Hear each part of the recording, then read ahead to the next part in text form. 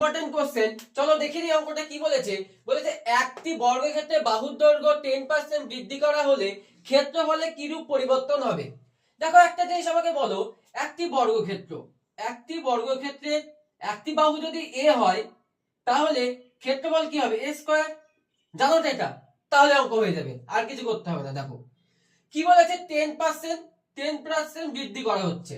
তবে 10% বৃদ্ধি মানে কি, 10% এ ফ্র্যাকশন ভ্যালু মানে কি হলো 1/10। তাহলে 10% বৃদ্ধি মানে কি 10 থেকে 11 হয়েছে।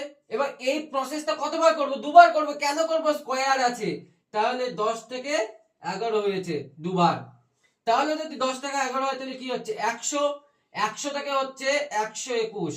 তাহলে দেখো 100 থেকে 121 মানে 21 বৃদ্ধি হচ্ছে কতর মধ্যে, 100 এর মধ্যে 21 বৃদ্ধি হচ্ছে।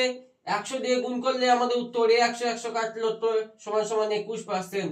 আমাদের অপশন নাম্বার কত, অপশন নাম্বার বি। যদি অঙ্কগুলো ভালো লাগে অবশ্যই একটা লাইক এবং সাবস্ক্রাইব করে আমার চ্যানেলের পাশে থাকবে। ধন্যবাদ।